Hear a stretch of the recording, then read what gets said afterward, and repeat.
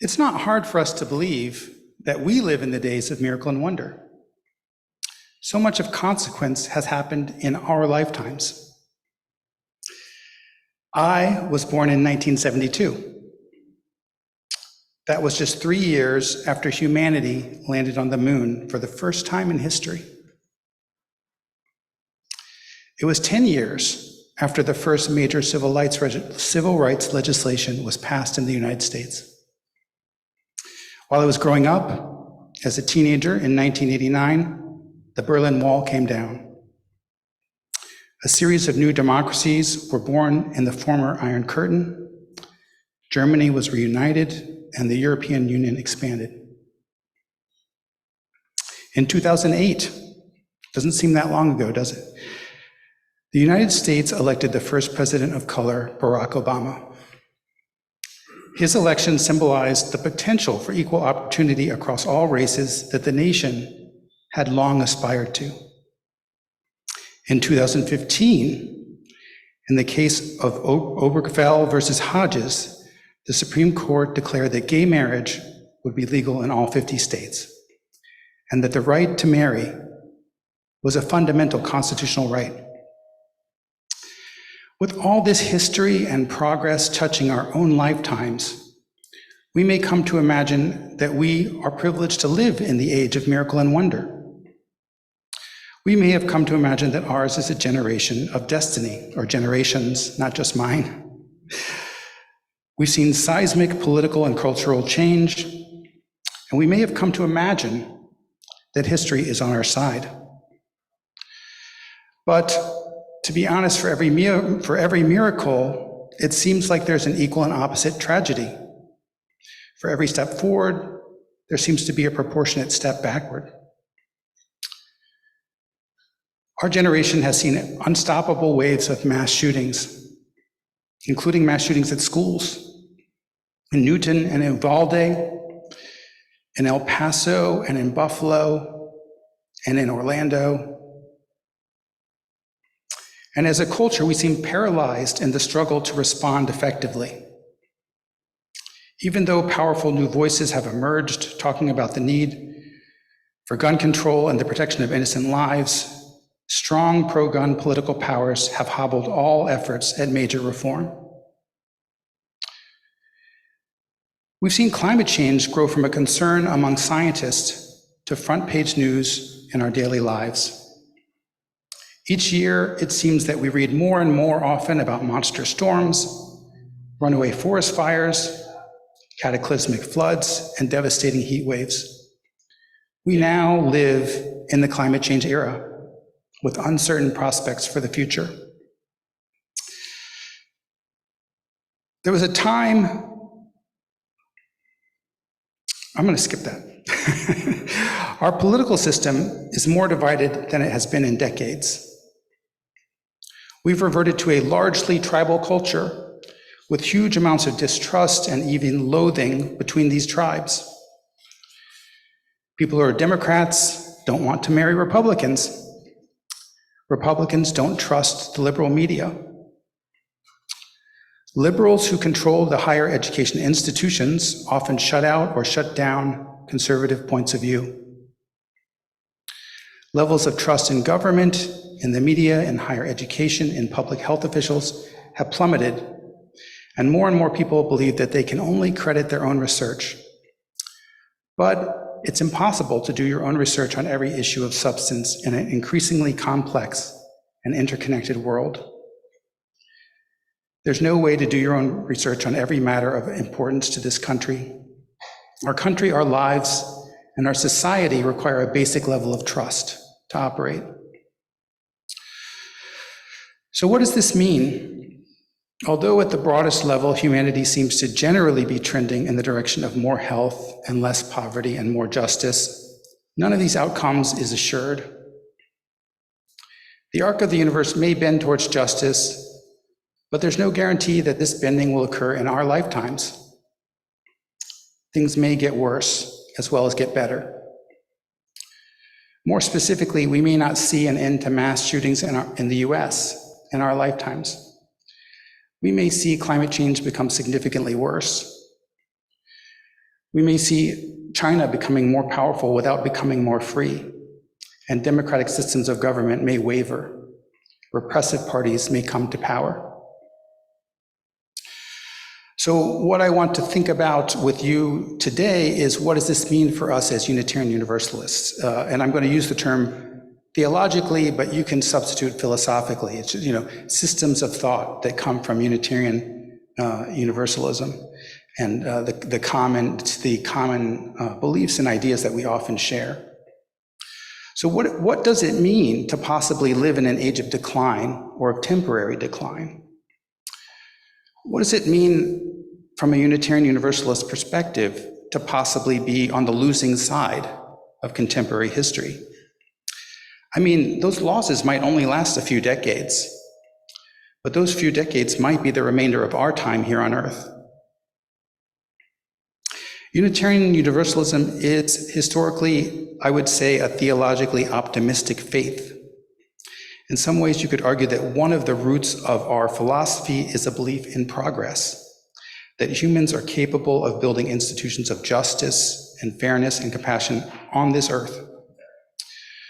Unitarian Universalism generally rejects the idea of original sin and instead sides on the idea of progress, that we can use our abilities of reason and compassion to make things better here on this earth and in this life. I think that Unitarian Universalism is historically wedded to this idea of human progress. So my question is, how do we adapt this? How do we adapt our philosophy in an age of decline? In an age where we may lose as many or more battles about justice and progress than we win. In an age where there's decreasing trust and increasing hatred across political and racial divisions. In an age where anti-Semitism is on the rise rather than on the decline. What's come to the fore for me personally is this old idea of original sin may not have been so far off the mark. In today's language, we talk about behavioral economics and the inherent biases all of us have when reasoning or thinking. We all have confirmation bias. That is, we look for evidence to support what we already believe and dismiss evidence that works against what we believe. We all have some degree of tribalism. That is, we tend to assume the best of those people we already trust and see as on our side, and assume the worst of those we distrust and see as our enemies. We're all egocentric, favoring information that's immediately at hand in our experience over information that's portrayed to us from third parties or from a long distance. Although as humans we are capable of reason, arguably we are even more capable of motivated reasoning, using reason to justify that what we already believe. Or perhaps, more importantly, we experience compassion fatigue, and that is the ability to shut out the needs of others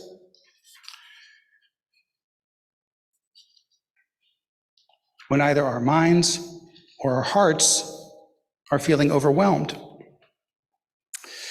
Few of us have the mental reserve to act as a bodhisattva would, with the compassion for all beings foremost in our mind. In addition, we have to be concerned with flawed institutions. And I'm going to talk from my personal perspective here. Being in higher education and an urban planner, I have firsthand experience of flaws of some of our institutions. Our institutions of higher education have become too politically slanted, with too many liberal faculty and not enough conservative ones, with more research and teaching only representing a small slice of the points of view in our society. At the same time, the core principle of academic freedom of speech and thought is under attack by the Florida legislature, which is trying to wipe out entire areas of research and discourse. In terms of urban planning here in South Florida, we're not building enough housing for the working and the middle classes. Our institutions seem to give every neighborhood a near veto power over almost any development. Our society seems to feel entitled to live in housing built by developers, but then to ban any future development of more such housing. And in the field of transportation, which is my specialty, we've developed a system that centers personal vehicles, even though that system is neither scalable nor sustainable as our metro area grows. We actually have 3 separate transportation planning institutions, one for Miami-Dade, one for Broward, and one for Palm Beach, rather than a metropolitan entity that can coordinate our transportation on the larger scale. And these are just my own personal examples. I'm sure that you have your own examples of institutional failure. And I suppose that whatever you see as institutional failure will probably depend upon your point of view.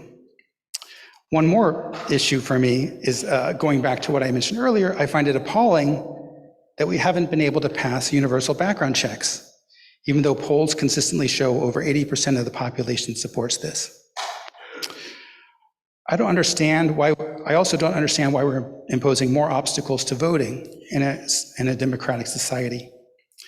Basic principles of free speech and freedom of expression seem to be under attack, both from the left and from the right. So although we may believe in progress, sometimes we see the opposite. It's not just the flawed nature of humans, it's the flawed nature of our institutions. After all, institutions are just made of people. And maybe sometimes we're able to create an institution that lasts and is resilient to outside threats, but not always. Is it really the case that we can rely on progress over time? That we can expect our institutions to become more just? That we can expect people to become wiser? That we can become more global in our outlook? And if these things aren't true, what does that mean for our beliefs as Unitarian Universalists? So now I'll reflect a little bit on what I think of this conundrum. What can we do as Unitarian Universalists if we do live in an age of decline? If we can't be certain of progress, of widespread human virtue, of a sense of common enterprise and functioning institutions, what does that mean? Well, I'm not trying to suggest that we should not continue the work of social justice, that is, we should continue the work of social justice. Those battles remain worthwhile. But what I would counsel with regard to social justice is that whatever is worth doing badly. That is, to be more clear, if a particular battle for justice, social justice, is worthwhile, we should engage in it whether or not we expect to succeed. Whether or not we expect to succeed. We have to structure our efforts in a way that we have no regrets, letting go the certainty of success. I think we need to become more reflective of our means, that we're not just working for the right causes, but doing so in a just way. We want to be building broader networks of solidarity and inclusion in a way that lifts us all up for the long haul. We can't push our way forward hoping that we get the right result and ignoring the collateral damage along the way. We have to engage in just work through just means.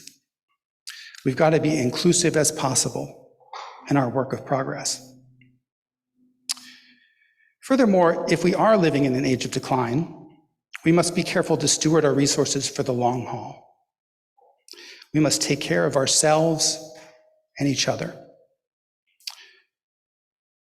The work of nonviolence has always begun with reflective work. Before we can go out and change the world effectively, we have to understand our own beliefs and our own motivations. In a challenging environment, we must spend more time developing our arguments and our approaches and our tactics. We must spend inward time developing our resources and our leadership. So I'm saying that the work of spiritual development isn't set apart from the work of social justice, but the foundation upon which the work of social justice rests. We must know ourselves and our mission thoroughly before we embark on the hazardous journey into the wilderness. In this age of omnipresent threats, it may be that soul work is the first essential step to embarking on the social justice journey. And we must take care of each other. Ministries of care have always been part of the Unitarian Universalist way. But in an age of decline, this work takes on heightened importance. When larger institutions fail, it's even more important for local institutions to pick up the pieces, to try to help those who have been neglected or abandoned. UU communities have always been intended as models for the larger world. Models of democracy, models of equality, models of inclusion. If we cannot change the world, at least we can change ourselves. We can walk the walk, so to speak, make our beliefs come alive through the model that we present to the world. This makes the work that we do in this community, in every UU community, more important. We would like to be that city upon the hill. We want to be a model of fairness, inclusion, and democracy, a model of reasoned debate, a place where various points of view are heard and minds can be changed. Right? We don't want to be one of those places where opinions are just lobbed across a fence and no one hears anyone, right? That's not what we want to be. The work we do here is a model for democracy writ large. So this is my counsel to you. Think of our work together as long-haul work. Think about what it would mean to work on a cause and possibly not live to see its fruition. What is it you would commit to, even if the prospect of success were small and distant? What kind of work and what method of work speaks for itself? Let us, no matter what our broader enterprises are, embrace the need for self-care and cultivation and for caring for each other. Let's take the time between battles to understand ourselves better, to develop solid plans and foundations for an enduring effort. Let us take the time to tend to each other, to tend to the sick and the hungry and the tired and the befuddled and the lost. We're trying to build the beloved community here in this place so that hopefully someday we might be able to build it out there. Let us be those who plant trees not for today or for tomorrow, but for the next generation. Let our orchard grow rich and deep and feed all those who come this way.